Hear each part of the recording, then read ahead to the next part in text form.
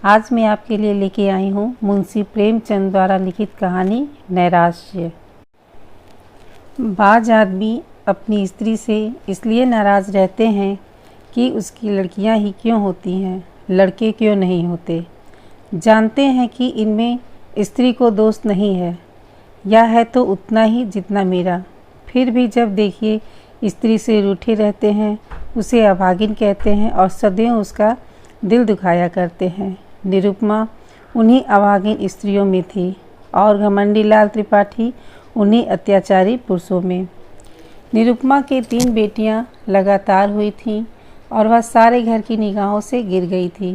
सास ससुर की अप्रसन्नता की तो उसे विशेष चिंता न थी, वह पुराने ज़माने के लोग थे, जबकि लड़कियां गर्दन का बोझ और पूर्व जन्मों का पाप समझी जाती थीं। हाँ, उसे दुख अपने पति देव की अप्रसन्नता का था, जो पढ़े लिखे आदमी होकर भी उसे जली कटी सुनाते रहते। प्यार करना तो दूर रहा, निरुपमा से सीधे मुंह बात न करते। कई कई दिनों तक घर ही में नहाते और आते तो कुछ इस तरह खींचे तने हुए रहते कि निरुपमा थर थर काँपती रहती थी, कहीं गरज न उठे। घर में धन का अभाव न था, पर निरुपमा को कभी यह साहस न होता था कि किसी सामान्य वस्तु की इच्छा भी प्रकट कर सके।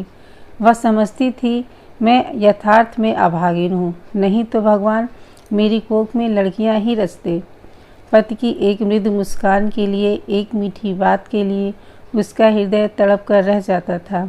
यहाँ तक कि वह अपनी लड़कियों को प्यार करते हुए सकुचाती थी कि लोग कहेंगे पीतल की नथ पर इतना गुमान करती है। जब त्रिपाठी जी घर में आने का समय होता तो किसी न किसी बहाने से वह लड़कियों को उनकी आंखों से दूर कर देती थी। सबसे बड़ी विपत्ति यह थी कि त्रिपाठी जी ने धमकी दी थी कि अब की कन्या हुई तो घर छोड़कर निकल जाऊंगा, इस नरक में क्षण भर न ठहरूंगा। निरुपमा को यह चिंता और भी खाए जाती थी। वह मंगल का व्रत रखती थी, रविवार, निर्जला एकादशी और न जाने कितने व्रत करती थी। स्नान पूजा तो नित्य करना नियम था, पर किसी अनुष्ठान से मनोकामना न पूरी होती थी। नित्य अवहेलना, तिरस्कार, उपेक्षा, अपमान सहते सहते उसका चित्त संसार से विरक्त हो जाता था। जहाँ कान एक मीठी बात के लिए, आंखें एक प्रेम दृष्टि के लिए, हृदय एक आलिंगन के लिए तरस कर रह जाए, घर में अपनी कोई बात न पूछे, वहाँ जीवन से क्यों न अरुचि हो जाए। एक दिन घोर निराशा की दशा में उसने अपनी बड़ी भावज को एक पत्र लिखा। एक एक अक्षर से असहाय वेदना टपक रही थी। भावज ने उत्तर दिया, तुम्हारे भैया जल्द तुम्हें विदा कराने आएंगे। यहाँ आजकल एक सच्चे महात्मा आए हुए हैं, जिनका आशीर्वाद कभी निष्फल नहीं जाता।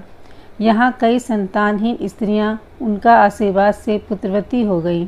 पूर्ण आशा है कि तुम्हें भी उनका आशीर्वाद कल्याणकारी होगा। निरुपमा ने यह पत्र पति को दिखाया। त्रिपाठी जी उदासीन भाव से बोले, सृष्टि रचना महात्माओं के हाथ का काम नहीं, ईश्वर का काम है। निरुपमा, हाँ, लेकिन महात्माओं में भी तो कुछ सिद्धियां होती हैं। घमंडी लाल, हाँ होती हैं, पर ऐसे महात्माओं के दर्शन दुर्लभ हैं। निरुपमा, मैं तो इस महात्मा के दर्शन करूंगी। घमंडी लाल, चली जाना। निरुपमा, जब बाझिन के लड़के हुए तो मैं क्या उनसे भी गई गुजरी हूँ। घमंडी लाल, कह तो दिया भाई, चली जाना, यह करके भी देख लो। मुझे तो ऐसा मालूम होता है पुत्र का मुख देखना हमारे भाग्य में नहीं है। कई दिन बाद निरुपमा अपने भाई के साथ मैके गई। तीनों पुत्रियां भी साथ थीं। भाभी ने उन्हें प्रेम से गले लगाकर कहा, तुम्हारे घर के आदमी बड़े निर्दयी हैं, ऐसे गुलाब फूलों की सी लड़कियां पाकर भी तकदीर को रोते हैं। ये तुम्हें भारी हो तो मुझे दे दो। जब ननद और भावज भोजन करके लेटी तो निरुपमा ने पूछा, वह महात्मा कहाँ रहते हैं। भावज, ऐसी जल्दी क्या है, बता दूंगी। निरुपमा, है नगीच ही ना। भावज, बहुत नगीच, जब कहोगी उन्हें बुला दूंगी। निरुपमा, तो क्या तुम लोगों पर बहुत प्रसन्न हैं। भावज, दोनों वक्त यहीं भोजन करते हैं, यहीं रहते हैं। निरुपमा, जब घर ही में बैठ तो मरियो क्यों, आज मुझे इनके दर्शन करा देना। भावज, भेंट क्या दोगी। निरुपमा, मैं किस लायक हूँ। भावज, अपनी सबसे छोटी लड़की दे देना। निरुपमा, चलो गाली देती हो? भावज, अच्छा या ना सही एक बार उन्हें प्रेमालिंगन करने देना। निरुपमा, चलो गाली देती हो? निरुपमा, भाभी मुझसे ऐसी हंसी करोगी तो मैं चली जाऊंगी। भावज, वह महात्मा बड़े रसिया हैं। निरुपमा, तो चूल्हे में जाएं, कोई दुष्ट होगा। भावज, उनका आशीर्वाद तो इसी शर्त पे मिलेगा, वह और कोई भी भेंट स्वीकार ही नहीं करते। निरुपमा, तुम तो यो बातें कर रही हो मानो उनकी प्रतिनिधि हो। भावज, हाँ, वह यह सब विषय मेरे ही द्वारा तय किया करते हैं। मैं भेंट लेती हूँ, मैं ही आशीर्वाद देती हूँ, मैं ही उनके हितार्थ भोजन कर लेती हूँ। निरुपमा, तो यह कहो कि तुमने मुझे बुलाने के लिए यह हीला निकाला है। भावज, नहीं, उनके साथ ही तुम्हें कुछ ऐसे गुर दूंगी जिससे तुम अपने घर आराम से रहो। इसके बाद दोनों सखियों में कानाफूसी होने लगी। जब भावज चुप हुई तो निरुपमा बोली, और जो फिर वही हुआ तो? भावज, तो क्या कुछ दिन तो शांति और सुख से जीवन कटेगा, यह दिन तो कोई लौटा न लेगा। पुत्र हुआ तो कहना ही क्या, पुत्री हुई फिर कोई नई युक्ति भी निकाली जाएगी। तुम्हारे घर के जैसे अक्ल के दुश्मनों के साथ ऐसी ही चालें चलने से गुजारा है। निरुपमा, मुझे तो संकोच मालूम होता है। भावज, त्रिपाठी जी को 2-4 दिन में पत्र लिख देना कि महात्मा जी के दर्शन हुए और उन्होंने मुझे वरदान दिया है। ईश्वर ने चाहा तो उसी दिन से तुम्हारी मान प्रतिष्ठा होने लगेगी। घमंडी दौड़े हुए आएंगे और तुम्हारे ऊपर प्राण निछावर करेंगे। कम से कम साल भर तो चैन की बंसी बजाना, इसके बाद देखी जाएगी। निरुपमा, पति से कपट करूँ तो पाप ना लगेगा? भावज, ऐसे साथियों से कपट करना पुण्य है। 3-4 महीने के बाद निरुपमा अपने घर आई। घमंडी लाल उसे विदा कराने गए थे। सलहज ने महात्मा जी का रंग और भी चोखा कर दिया।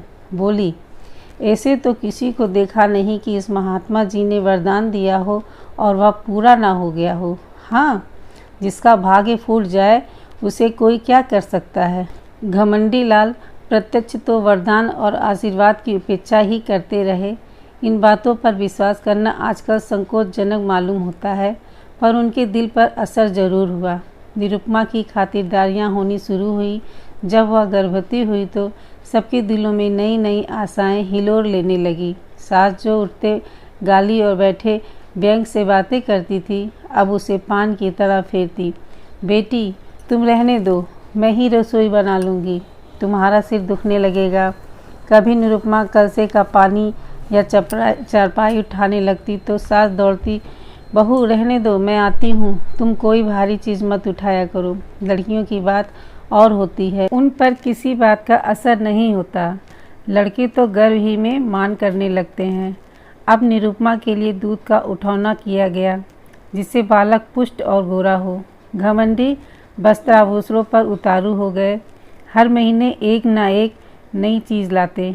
निरुपमा का जीवन इतना सुखमय कभी न था। उस समय भी नहीं जब वह नवेली वधू थी। महीने गुजरने लगे। निरुपमा को अनुभूत लक्षणों से विदित होने लगा कि यह कन्या ही है, पर वह इस भेद को गुप्त रखती थी। सोचती, सावन की धूप है, इसका क्या भरोसा, जितनी चीज़ धूप में सुखानी हो सुखा लो, फिर तो घटा छाएगी ही। बात बात पर बिगड़ती। वह कभी इतनी मानसिला न थी, पर घर में कोई चूत तक न करता कि कहीं बहू का दिल न दुखे, नहीं बालक को कष्ट होगा। कभी कभी निरुपमा केवल घर वालों को जलाने के लिए अनुष्ठान करती। उसे उन्हें जलाने में मज़ा आता था। वह सोचती थी, तुम स्वार्थियों को जितना जलाऊं उतना अच्छा है। तुम मेरा आदर इसलिए करते हो ना कि मैं बच्चा जनूंगी जो तुम्हारे कुल का नाम चलाएगा। मैं कुछ नहीं हूँ, बालक ही सब कुछ है। मेरा अपना कोई महत्व नहीं, जो कुछ है वह बालक के नाते। या मेरे पति हैं, पहले इन्हें मुझसे कितना प्रेम था, तब इतने संसार लोलुप ना हुए थे। अब इनका प्रेम केवल स्वार्थ का स्वांग है। मैं भी पशु हूँ जिसे दूध के लिए चारा पानी दिया जाता है। खैर यही सही, इस वक्त तो तुम मेरे काबू में आए हो। जितने गहने बन सके बनवा लूँ, इन्हें तो छीन न लोगे। इस तरह 10 महीने पूरे हो गए। निरुपमा की दोनों नंदे ससुराल से बुलाई गईं। बच्चे के लिए पहले ही सोने के गहने बनवा लिए गए। दूध के लिए एक सुंदर दुधारू गाय मोल ले ली गई। घमंडी लाल उसे हवा खिलाने को एक छोटी सी सेजगाड़ी लाए। जिस दिन निरुपमा का प्रसव वेदना होने लगी, द्वार पर पंडित जी मुहूर्त देखने के लिए बुलाए गए। एक मीर शिकारी बंदूक छोड़ने को बुलाया गया। गाय ने मंगल गान के लिए बटोर ली गई। घर से तिल तिल कर खबर मंगाई जाती थी। क्या हुआ? लेडी डॉक्टर भी बुलाई गई। बाजे वाले हुक्म के इंतजार में बैठे थे। पामर भी अपनी सारंगी लिए जच्चा मान करे ननद लाल सो की तान सुनाने को तैयार बैठा था। सारी तैयारियां, सारी आशाएं, सारा उत्साह समारोह एक ही शब्द पर अवलंबित था। जो जो देर होती थी, लोगों में उत्सुकता बढ़ती जाती। घमंडी लाल अपने मनोभाव को छुपाने के लिए एक समाचार पत्र देख रहे थे, मानो उन्हें लड़का या लड़की दोनों ही बराबर हैं। मगर उनके बूढ़े पिताजी इतने सावधान न थे। उनकी मोछें खिली जाती थीं, हंस हंस कर सबसे बात कर रहे थे और पैसे की एक थैली बार बार उछालते थे। मीर शिकारी ने कहा, मालिक से आपकी पगड़ी दुपट्टा लूँगा। पिताजी ने खिलकर कहा, अबे कितनी पगड़ियाँ लेगा? इतनी भेदभाव की दूंगा, सर के बाल गंजे हो जाएंगे। पामर बोला, सरकार आपकी कुछ जीविका लूँ। पिताजी खिलकर बोले, अबे कितना खाएगा? खिला खिला कर पेट फाड़ दूंगा। सहसा मैरी घर में से निकली, कुछ घबराई सी थी। वह अभी कुछ बोलने भी ना पाई थी कि मीर शिकारी ने बंदूक फायर कर ही तो दी। बंदूक छूटनी थी कि रोशन चौकी की तान भी छिड़ गई। पामर भी कमर कसकर नाचने को खड़ा हो गया। महरीन, अरे तुम सबके सब भंग खा गए हो क्या? मीर शिकारी, क्या हुआ? महरी, हुआ क्या? लड़की ही तो फिर हुई है। पिताजी, लड़की हुई है? यह कहते कहते वह कमर थाम कर बैठ गए, मानो वज्र गिर पड़ा। घमंडी लाल कमरे से निकल आए और बोले, जाकर लेडी डॉक्टर से तो पूछ, अच्छी तरह देख ना ले। देखा सुना चल खड़ी हुई। महरी, बाबूजी, मैंने तो आंखों देखा है। घमंडी लाल, कन्या ही है। पिता, हमारी तकदीर ऐसी ही है बेटा। जाओ रे सब के सब। तुम सभी के भाग में कुछ पाना ना लिखा था तो कहाँ से पाते? भाग जाओ। सैकड़ों रुपए पर पानी फिर गया। सारी तैयारियां मिट्टी में मिल गई। घमंडी लाल, इस महात्मा से पूछना चाहिए। मैं आज डाक से जरा बचा की खबर लेता हूँ। पिता, धूर्त है धूर्त। घमंडी लाल, मैं उनकी सारी धूर्तता निकाल दूंगा। मारे डंडों के खोपड़ी ना तोड़ दी तो कहिएगा, चांडाल कहीं का। उसके कारण मेरे सैकड़ों रुपए पर पानी फिर गया। यह रिसेज गाड़ी, यह गाय, यह पलना, यह सोने के गहने किसके सिर पटकूं? ऐसे ही उसने कितनों को ही ठगा होगा। एक दफ़ा बचा ही मरम्मत हो जाती तो ठीक हो जाते। पिताजी, बेटा, उसका दोष नहीं, अपने भाग का दोष है। घमंडी लाल, उसने क्यों कहा ऐसा नहीं होगा? औरतों से इस पाखंड के लिए कितने ही रुपए ऐंठे होंगे। वह सब उन्हें उगलना पड़ेगा, नहीं तो पुलिस में रपट कर दूंगा। कानून में पाखंड का भी तो दंड है। मैं पहले ही चौंका था कि हो ना हो पाखंडी है, लेकिन मेरी सलहज ने धोखा दिया। नहीं तो मैं ऐसे पाजियों के पंजे कब आने वाला था। यही सुअर है। पिताजी, बेटा सब्र करो। ईश्वर को जो कुछ मंजूर था वह हुआ। लड़का लड़की दोनों ही ईश्वर की देन है। जहाँ तीन है वहाँ एक और सही। पिता और पुत्र में तो यह बातें होती रही। पामर, मीर शिकारी आदि ने अपने अपने डंडे संभाले और अपनी राह चले। घर में मातम सा छा गया। लेडी डॉक्टर भी विदा कर दी गई। शौर में जच्चा और दाई के सिवा कोई ना रहा। वृद्धा माता तो इतनी हताश हुई कि उसी वक्त अटवास खटवास लेकर पड़ी रही। जब बच्चे की बरई हो गई तो घमंडी लाल स्त्री के पास गए और सरोज भाव से बोले, फिर लड़की हो गई। निरुपमा, क्या करूं, मेरा क्या बस। घमंडी लाल, उस पापी धूर्त ने बड़ा चकमा दिया। निरुपमा, अब क्या कहें, मेरे भाग्य ही में न होगा। नहीं तो वह कितनी ही औरतें बाबा जी को रात दिन घेरे रहती थीं। वह किसी से कुछ लेते तो कहती कि धूर्त हैं। कसम ले लो जो मैंने एक कौड़ी भी उन्हें दी हो। घमंडी लाल, उसने लिया या ना लिया, यहाँ तो दिवाला निकल गया। मालूम हो गया तकदीर में पुत्र नहीं लिखा है। कुल का नाम डूबना ही है तो क्या आज डूबा, क्या 10 साल बाद डूबा। अब कहीं चला जाऊंगा। गृहस्थी में कौन सा सुख रखा है। वह बहुत देर तक खड़े खड़े अपने भाग को रोते रहे, पर निरुपमा ने सिर उठ तक ना उठाया। निरुपमा के सिर फिर वही विपत्ति आ पड़ी, फिर वही ताने, वही अपमान, वही अनादर, वही छीछालेदर। किसी को चिंता न रहती कि खाती पीती है या नहीं, अच्छी है या बीमार है, दुखी है या सुखी है। घमंडी लाल यद्यपि कहीं ना गए, पर निरुपमा को यही धमकी प्रायः नित्य ही मिलती रहती थी। कई महीने यूं ही गुजर गए तो निरुपमा ने फिर भावज को लिखा कि तुमने और भी मुझे विपत्ति में डाल दिया, इससे तो पहले ही भली थी। अब तो कोई बात भी नहीं पूछता कि मरती है या जीती है। अगर यही दशा रही तो स्वामी जी चाहे संन्यास लें या ना लें, लेकिन मैं संसार को अवश्य त्याग दूंगी। भाभी ये पत्र पाकर परिस्थिति समझ गई। अब कि उसने निरुपमा को बुलाया नहीं, जानती थी कि लोग विदा ही ना करेंगे। पति को लेकर स्वयं आ पहुंची। उसका नाम सुकेसी था। बड़ी मिलनसार, चतुर, विनोदशील स्त्री थी। आते ही आते निरुपमा की गोद में कन्या देखी तो बोली, अरे यह क्या सास, भाग्य है और क्या। सुकेसी, भाग्य कैसा, इसने महात्मा जी की बातें भुला दी होंगी। ऐसा तो हो ही नहीं सकता कि वह मुंह से कुछ कह दे वह ना हो। क्यों जी, तुमने मंगल का व्रत रखा।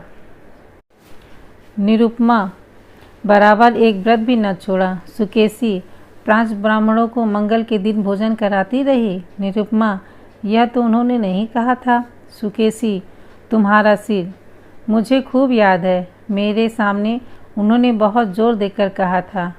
तुमने सोचा होगा ब्राह्मणों को भोजन कराने से क्या होता है। यह न समझा कि कोई अनुष्ठान सफल नहीं होता जब तक विधिवत उसका पालन न किया जाए। सास, इसने कभी इसकी चर्चा ही नहीं की। नहीं 5 क्या 10 ब्राह्मणों को जिम्मा देती। तुम्हारे धर्म से कुछ कमी नहीं है। सुकेसी, कुछ नहीं, भूल हो गई और क्या। रानी, बेटे का मुँह तो यूँ देखना नसीब नहीं होता, बड़े बड़े जब तब करने पड़ते हैं। तो मंगल के व्रत ही से घबरा गई। सास, अभागिन है और क्या। घमंडी लाल, ऐसा कौन सी बड़ी बात थी जो याद न रही। वह हम लोगों को जलाना चाहती है। सास, वही तो कहूँ कि महात्मा की बात कैसे निष्फल हुई। यहाँ 7 वर्षों से तुलसी माई को दिया चढ़ाया, तब जाके बच्चे का जन्म हुआ। घमंडी लाल, इन्होंने समझा था दाल भात का कौर है। सुकेसी, खैर अब जो हुआ सो हुआ, कल मंगल है, फिर व्रत रखो और अब की 7 ब्राह्मणों को जिमाओ, देखें कैसे महात्मा जी की बात नहीं पूरी होती। घमंडी लाल, व्यर्थ है, इनके किए कुछ ना होगा। सुकेसी, बाबूजी, आप विद्वान समझदार होकर इतना दिल छोटा करते हैं। आपकी उम्र क्या है, कितने पुत्र लीजिएगा, नाको दम ना हो जाए तो कहिएगा। सास, बेटी दूध पूछ से भी किसी का मन भरा है। सुकेसी, ईश्वर ने चाहा तो आप लोगों का मन भर जाएगा, मेरा तो भर गया। घमंडी लाल, सुनती हो महारानी, अब की कोई गोल मोल मत करना, अपनी भाभी से सब ब्यौरा अच्छी तरह पूछ लेना। सुकेसी, आप निश्चित रहें, मैं याद करा दूंगी क्या भोजन करना है, कैसे रहना है, कैसे स्नान करना है, यह सब लिखा दूंगी। और अम्मा जी, आज से 18 मास बाद आपसे कोई भारी इनाम लूँगी। सुकेसी 1 सप्ताह यहाँ रही और निरुपमा को खूब सिखा पढ़ाकर चली गई। निरुपमा का एक बाल फिर चमका। घमंडी लाल, अब की इतने आश्रावासित से रानी हुई। सास फिर से उसे पान की भांति फेरने लगी। लोग उसका मुंह जोहने लगे। दिन गुजरने लगे। निरुपमा कभी कहती, अम्मा जी, आज मैंने स्वप्न देखा कि वृद्ध स्त्री ने आकर मुझे पुकारा और एक नारियल देकर बोली, यह तुम्हें दिए जाती हूँ। कभी कहती, अम्मा जी, अभी न जाने क्यों मेरे दिल में बड़ी बड़ी उमंगें पैदा हो रही हैं। जी चाहता है खूब गाना सुनूं, नदी में खूब स्नान करूं, हरदम नशा सा छाया रहता है। सास सुनकर मुस्कुराती और कहती, बहू ये शुभ लक्षण है। निरुपमा चुपके चुपके माजूर मंगाकर खाती और अपने असल नेत्रों से ताकते हुए घमंडी से पूछती, मेरी आंखें लाल हैं क्या? घमंडी खुश होकर कहते, मालूम होता है नशा चढ़ा हुआ है, ये शुभ लक्षण है। निरुपमा को सुगंधों से कभी इतना प्रेम ना था। फूलों के गजरों पर अब वह जान देती थी। घमंडी लाल अब नित्य सोते समय उसे महाभारत की वीर कथाएं पढ़कर सुनाते। कभी गुरु गोविंद सिंह कीर्त का वर्णन करते। अभिमन्यु की कथा से निरुपमा को बड़ा प्रेम था। पिता अपने आने वाले पुत्र को वीर संस्कारों से परिपूरित कर देना चाहता था। एक दिन निरुपमा ने पति से कहा, नाम क्या रखोगे?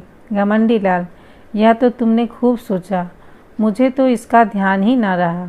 ऐसा नाम होना चाहिए जिससे शौर्य और तेज टपके। सोचो कोई नाम। दोनों प्राणी नामों की व्याख्या करने लगे।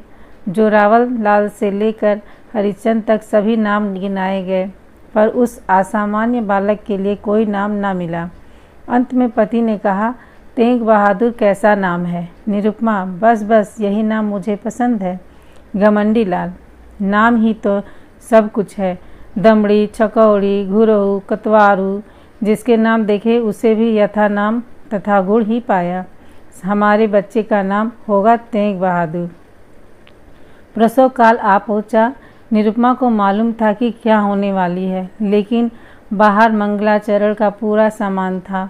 अब कि किसी को लेस मात्र भी संदेह न था। नाच गाने का प्रबंध भी किया गया था। एक सामियाना खड़ा किया गया था और मित्रगण उसमें बैठे खुशगप्पियाँ कर रहे थे। हलवाई कढ़ाई से पूरियाँ और मिठाइयाँ निकाल रहा था। कई बोरे अनाज के रखे हुए थे कि शुभ समाचार पाते ही भिक्षुकों को बांटे जाएं। एक क्षण का भी विलंब ना हो, इसलिए बोरों के मुंह खोल दिए गए थे। लेकिन निरुपमा का दिल प्रतिक्षण बैठा जाता था। अब क्या होगा? 3 साल किसी तरह कौशल से कट गए और मज़े में कट गए, लेकिन अब विपत्ति सिर पर मंडरा रही थी। हाय, निरपराध होने पर भी यही दंड। अगर भगवान की इच्छा है कि मेरे गर्भ से कोई पुत्र न जन्म ले तो मेरा क्या दोष? लेकिन कौन सुनता है? मैं ही अभागिन हूँ, मैं ही त्याज्या हूँ, मैं ही कलमुही हूँ, इसलिए न कि परवश हूँ। क्या होगा? अभी एक क्षण में सारा आनंद उत्सव शोक में डूब जाएगा। मुझ पर बौछारें पड़ने लगेंगी, भीतर से बाहर तक मुझी को कोसेंगे। सास ससुर का भय नहीं, लेकिन स्वामी जी शायद फिर मेरा मुंह न देखें, शायद निराश होकर घर बार त्याग दें। चारों तरफ अमंगल ही अमंगल है। मैं अपने घर की, अपनी संतान की दुर्दशा देखने के लिए क्यों जीवित हूँ? कौशल बहुत हो चुका, अब उससे कोई आशा नहीं। मेरे दिल में कैसे कैसे अरमान थे। अपनी सारी बच्चियों का लालन पालन करती, उन्हें ब्याहती, उनके बच्चों को देखकर सुखी होती, पर यह सब अरमान झांक में मिले जाते हैं। भगवान, तुम ही अब इनके पिता हो, तुम ही इनके रक्षक हो। मैं तो अब जाती हूँ। लेडी डॉक्टर ने कहा, वेल, फिर लड़की है। भीतर बाहर कोहराम मच गया, पिट्ठस पड़ गई। घमंडी लाल ने कहा, जहन्नुम में जाए ऐसी जिंदगी, मौत भी नहीं आ जाती। उनके पिता भी बोले, अभागिन है, वज्र अभागिन। भिक्षुकों ने कहा, रो अपनी तकदीर को, हम कोई दूसरा द्वार देखते हैं। अभी यह शोकात गाढ़ शांत न होने पाया था कि डॉक्टर ने कहा, माँ का हाल अच्छा नहीं है, वह अब नहीं बच सकती। उसका दिल बंद हो गया।